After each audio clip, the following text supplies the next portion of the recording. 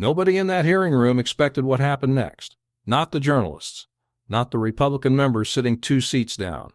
Not Pam Bondi herself, who had walked into the House Judiciary Committee that morning like a woman who had done this 100 times before. Composed, expensive suit, practiced smile, every answer already loaded. But Jamie Raskin had been sitting at the far end of the committee table for over an hour without saying a single word. Yellow legal pad. Pen moving slowly. He hadn't asked one question while other members took their shots and Bondi deflected each one cleanly. Her shoulders had relaxed. That was exactly what he had been waiting for. At 11:14 a.m., Chairman Nadler called on him. Raskin looked up for the first time. He reached into the folder in front of him. Not dramatically. He pulled out a single document the way someone pulls out something they've been carrying for weeks, something they've already memorized. He held it up just long enough for the cameras to catch it. Attorney General Bondi. His voice was almost quiet. I'm going to show you a Department of Justice internal memo dated September 14, 2024, signed by your office. This memo instructs career federal prosecutors to deprioritize active investigative actions on a $10 billion fraud case. Can you explain to this committee what that means? The smile didn't disappear all at once. Something behind it did. In the space of about 1 second, the temperature behind Bondi's eyes dropped. Her right hand, resting flat on the table, curled inward at the fingers. Congressman, prosecutorial prioritization is a routine part of managing a large department's caseload. $10 billion. Raskin's voice cut straight through her sentence. Not loud. Precise. Like a scalpel, not a hammer. That was the largest active fraud case in your department in 2024, and your office ordered it deprioritized. Why? The reporters in the gallery stopped typing. Bondi reached for her water glass, took a slow sip, bought herself 3 seconds. I can assure this committee that every decision made by the Department of Justice is made on the merits, completely free from political. I didn't ask about political interference. Raskin was already reaching into the folder again. He produced a second document and laid it on the table. No urgency.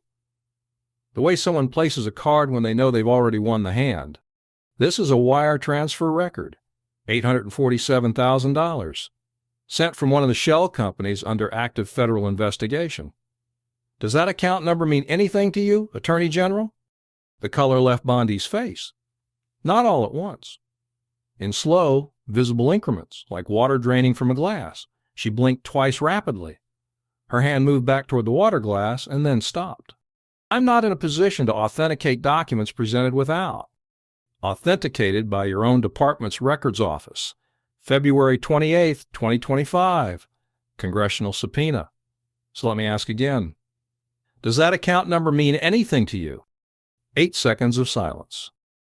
A Republican member who had spent the morning defending Bondi suddenly found something very interesting to study in his own notes.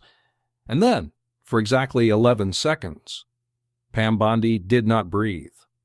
Not visibly. The kind of stillness that happens when a body is waiting to find out what comes next. Every camera in the room caught it.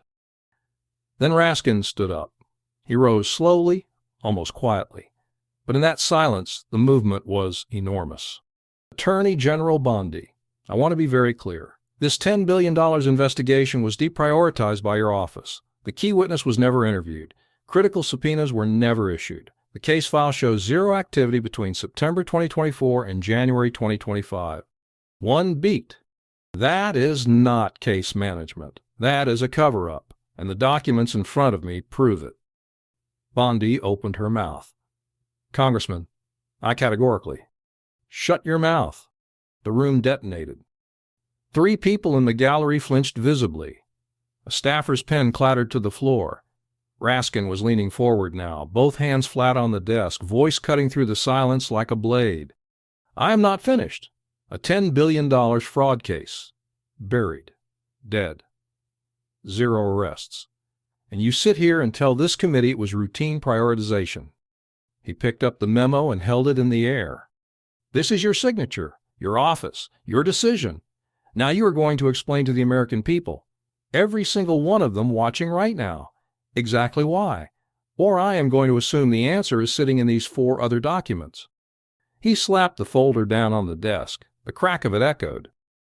The silence that followed lasted 11 seconds.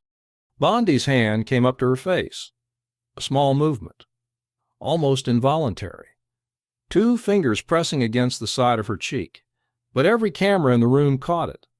And what they saw, broadcast live to millions of people, was the moment Pam Bondi's composure stopped being a performance and became something else entirely. Her eyes filled. Not with anger, not with indignation, with the raw, unguarded recognition of a person who has just run completely out of road. Her chin trembled. She tried to speak.